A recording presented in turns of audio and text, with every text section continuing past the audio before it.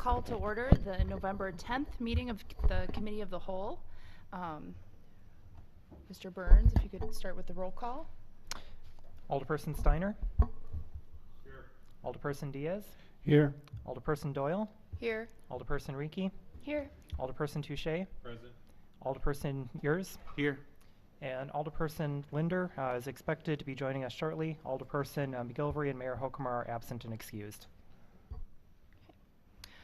First on the agenda, we have public comment. If there's anyone here that wishes to make a comment, you may do so at this time. Seeing as we have no one from the public here yet, we can move on to item number 4, approval of the minutes of the August 20th, 2014 Committee of the Whole meeting. So moved. We have a motion by Alder Yurs. Do we have a second? Second. Second by Alder Diaz. Any additions or corrections to be made at this time? Okay. All those in favor of approving the minutes signify by saying aye. Aye. Those opposed? Motion passes unanimously. On to the 2015 recommended budget presentation and discussion. Mr. Burns? Yes, thank you. I'll be presenting some information on the 2015 recommended budget as originally recommended by the mayor and staff, and then with additional adjustments from the Finance Committee. And then toward the end of the presentation, I'll be talking about the next steps in the budget process and the upcoming meetings that we have coming forward. Given the time constraint, I'll try to be fairly brief on the presentation, allow a little bit of time at the end for questions.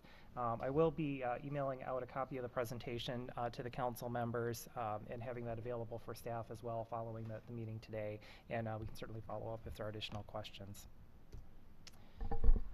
Going over the budget objectives and working with the mayor and putting together the original recommendations, and then with the Finance Committee, the goals included in the budget are reducing the city's property tax burden for the city portion of the tax rate, and the recommended budget does include a 1% projected decrease in the city portion of the tax rate.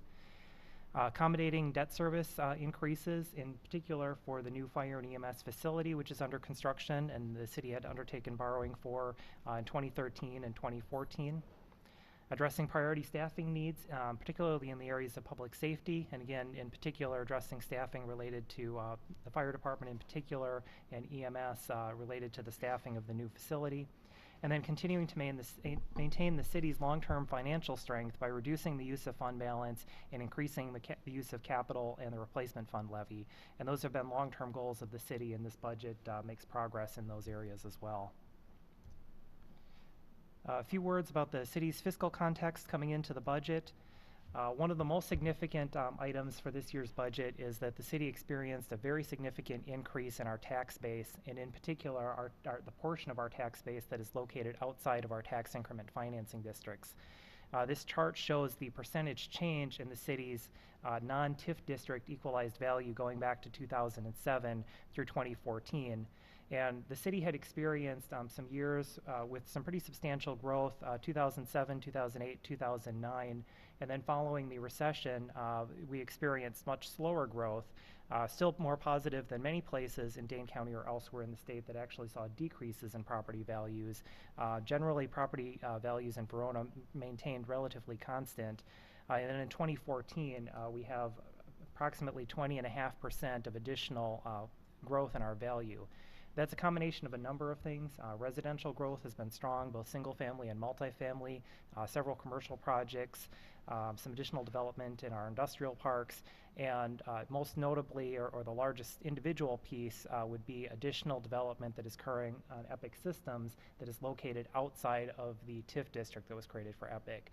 In particular, the Deep Space Auditorium was a large piece that came onto the tax roll this year.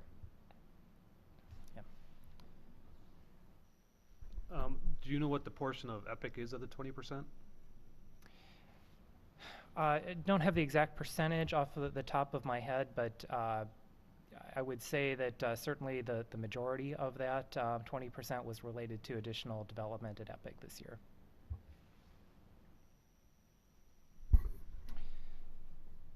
Touching on a couple of the other non-property tax revenues, the next largest category of revenue in our general fund is intergovernmental aids. We have seen some increases there, which is something that has been more positive than in prior years where we had actually seen some decreases. The first component, shared revenue program, which is general aid available to municipalities, that has continued to remain flat at about $132,000. The expenditure restraint program, we're seeing a sizable increase in our expenditure restraint program aid, about 16%, which brings us up to about $204,000.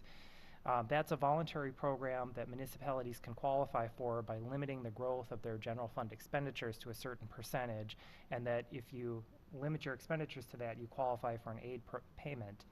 So with the increase that we're seeing, that's due to a formula that looks at the size of our budget, but I think the largest piece driving that is the number of municipalities and which municipalities qualify in the state.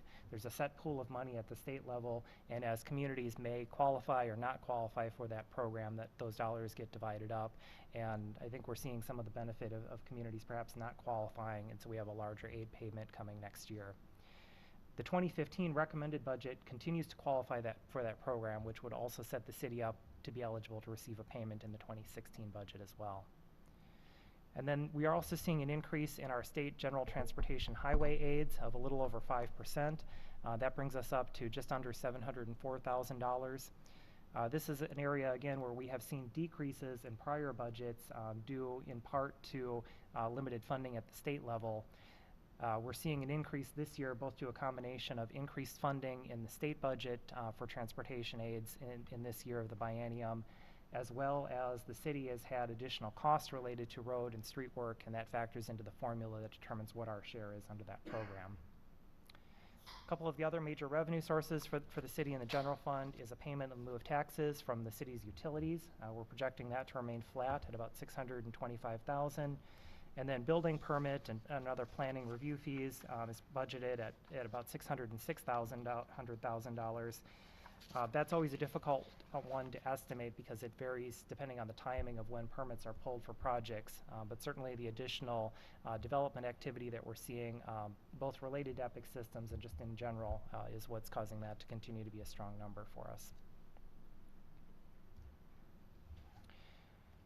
One of the major items that's being addressed in the recommended budget is accommodating additional debt service costs.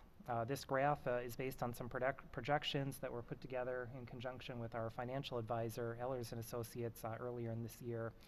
And it's showing in the blue lines the city's existing debt service payments, and then makes some assumptions about projections for future debt service for ongoing projects, which would be items that we'd be borrowing for in 2015, 2016, 2017.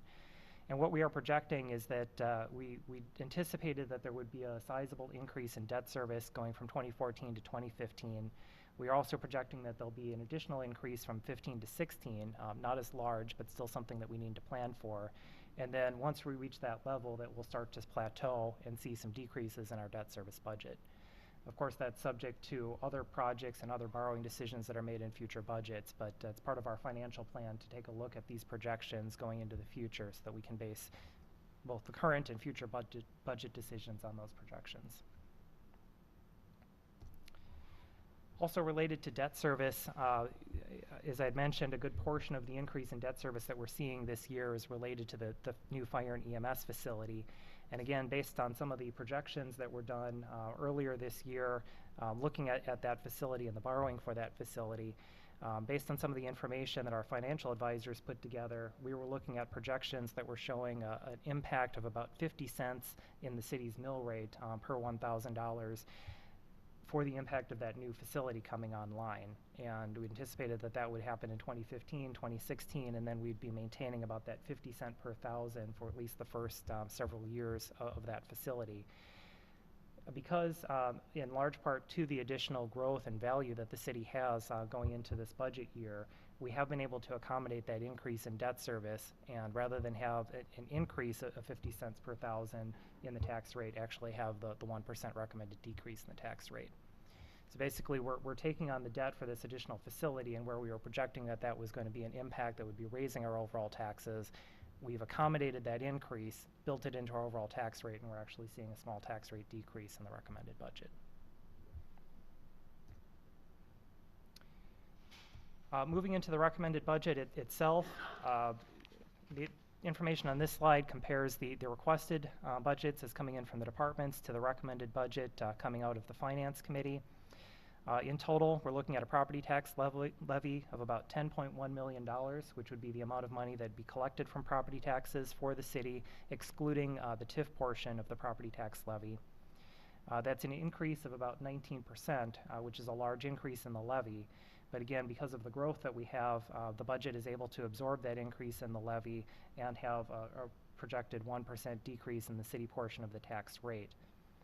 That additional levy, and there's a slide that goes through some more detail on that coming up, but the main areas driving that are certainly the impact in debt service, additional staffing recommendations, and also things trying to improve the city's long-term financial condition, like reducing the use of fund balance and improving our capital levy and our levy for replacement funds. There are several personnel changes included in the recommended budget. There were a total of 7.5 full-time equivalent positions requested in the budget. There's 4 full-time equivalent city positions recommended, as well as a position for the Fitch-Verona EMS department. The recommended positions are an additional full-time police officer, adding a full-time fire department lieutenant. That would be a full-time position, but it's recommended to be filled July 1 of this year, which is why it's shown as a half FTE or full-time equivalent for 2015. Additional staffing for part-time paid on-premises staff at the fire department, and that would be for a pool of hours that would be available for several part-time positions. That's the equivalent to about 1.5 full-time equivalent positions worth of staff time for those paid on-premises hours. Funds for the fire department to start an intern program. For the Fitch-Verona EMS department, a full-time captain position that again would be added mid-year with a July 1 impact.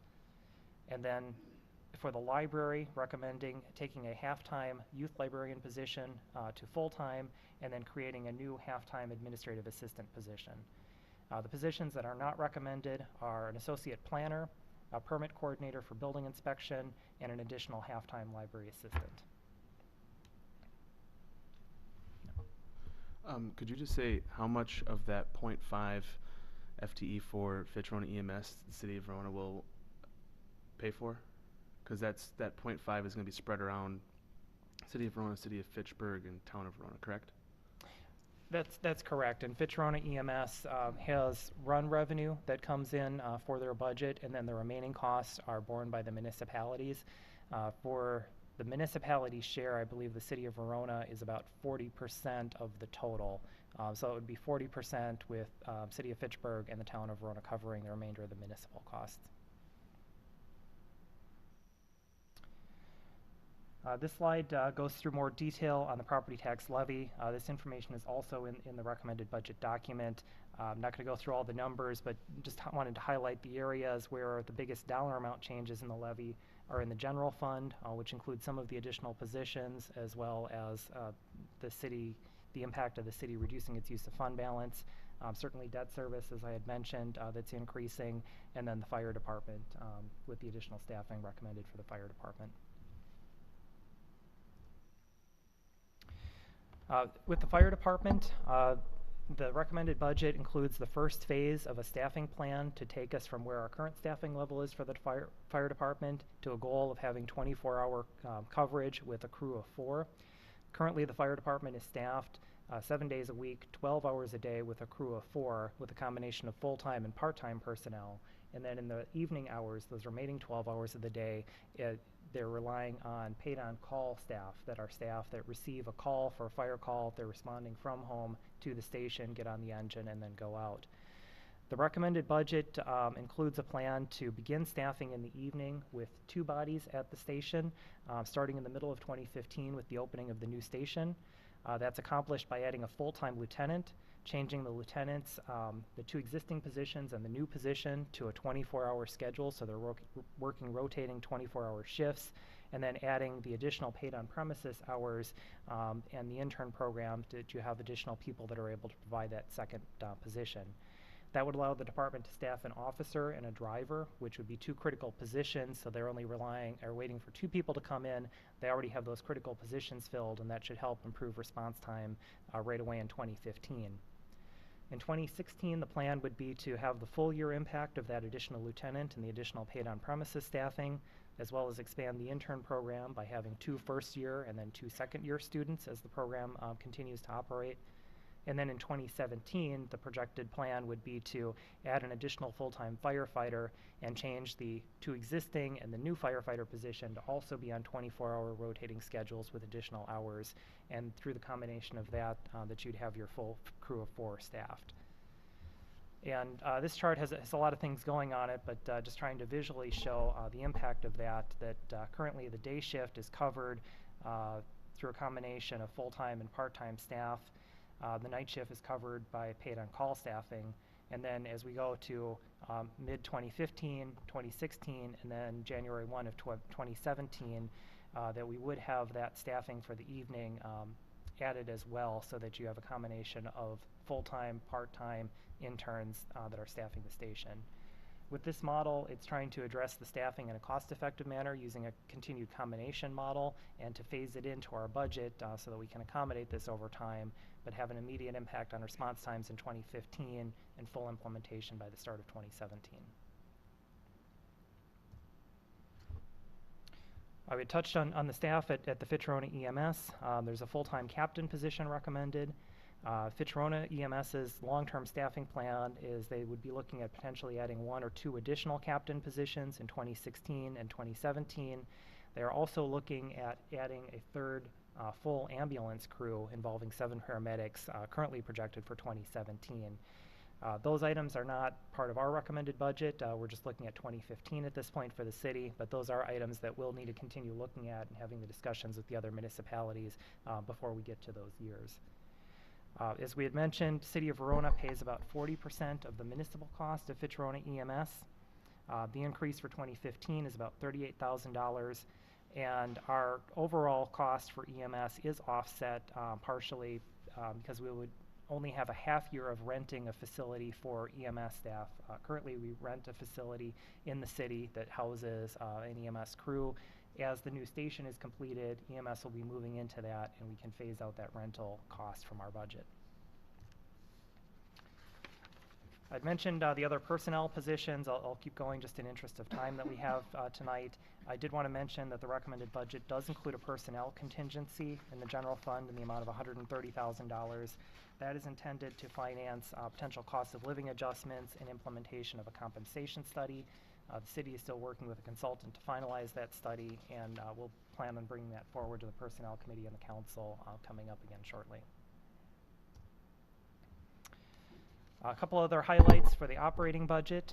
The City Council budget includes $40,000 for a contribution to the Verona Area Needs Network related to their planned facility location in 2015.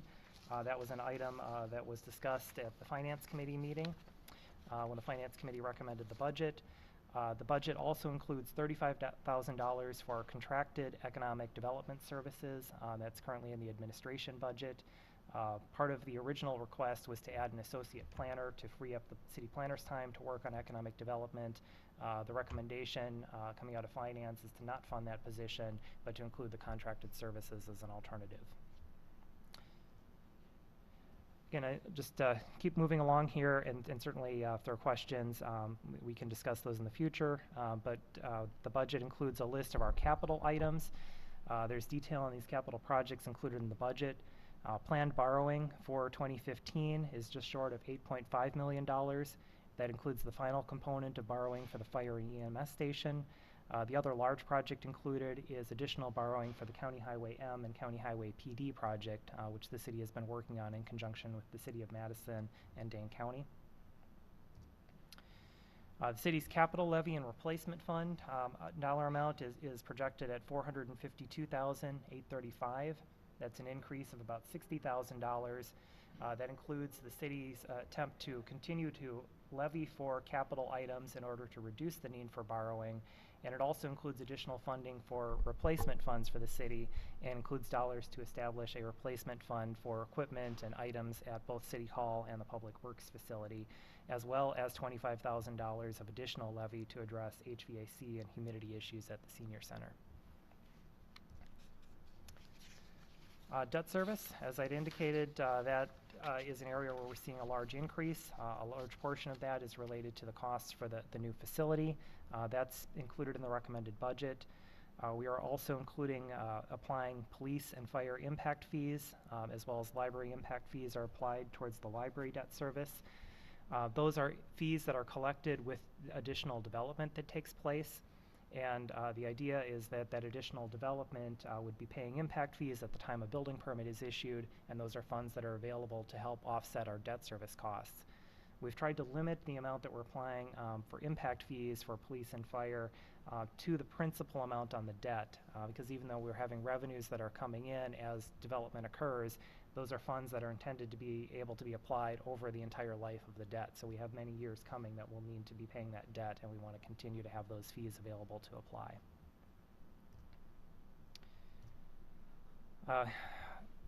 As part of the budget process, we do look at multi-year planning. So as I explained with the fire department, we've looked at projections for future staffing increases for fire. We're also anticipating that as we look at future budgets, there would be other potential staffing increases in future budgets that we need to take into consideration. And as we look at the city's overall fund balance, our undesignated fund balance or rainy day fund, we've been in very favorable ratings due to the amount of funds that the city has on hand, conservative budget practices that we've had, and the city's been able to be applying a portion of those funds to draw down over time and help limit the impact on the tax rate. However, we do anticipate that we are going to need to start reducing that amount of fund balance that is being applied, and the 2015 budget reduces that amount from $275,000 per year to $200,000 per year. The projection going forward is that we would try to reduce that further in 2016 with the goal of trying to eliminate that use of fund balance in 2017. Based on the projections, and there's a lot of assumptions in these projections, we're anticipating that the city would be able to stay within its target range of 25 to 35% of its budget, but we're expecting that we'll probably come down from where we are currently toward the upper end of that range, closer to the bottom end of that range as we continue to draw down that fund balance. That's something that we'll look at each year as we evaluate what the revenues and expenditures are each year and continue to update that projection.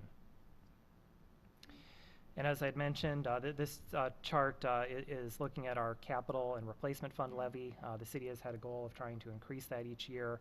We have made progress from 2013, 14, and 15 makes an additional effort to increase that amount, and that would be another financial goal going forward. The city has 3 active TIF districts, TIF 4 in the downtown, which the budget includes recommendations for additional streetscaping and parking improvements. There's a placeholder of $1.5 million in there, and that's something that would be discussed further with both Public Works Committee and the Council as we get specific recommendations going forward. For Liberty Business Park, installing the final surface layer of paving and street lighting. And for TIF 7, the Epic TIF district, the major project, which is planned as the final project for that TIF district, is the reconstruction of Nine Mound Road. And there's a total of $5.5 million included in the budget for engineering and then construction for those improvements. And kind of where we are in the process tonight, just a brief presentation with the budget. The budget document is available for the council members to begin going through and reviewing. We have asked that if there are anticipated budget amendments, that those be sent to staff by this Friday at 9 in the morning so that we have time to review those and compile them for the meeting of the Committee of the Whole, which will take place next Monday, the 17th at 6 p.m. That'll be a working session on the budget for additional discussion, questions, and action on potential amendments. And then what we're hoping is that we'd be able to have, at least at the Committee of the Whole level, action on amendments on that evening so that we can work on finalizing a final budget document and information on the property tax levy going into the public hearing and adoption of the budget, which is planned for November 24th. I think with that, given the time, I'll stop here, and just if there's any other final questions, I can try to address them now, or we can certainly follow up after the meeting as well. Well, thank you for the presentation, Mr. Burns. Are there any questions at this time? Okay, with that, a motion to adjourn would be in order. We have a motion by Alder Ures. Is there a second? Second by Alder Linder. All those in favor signify by saying aye. Those opposed? No. We are adjourned.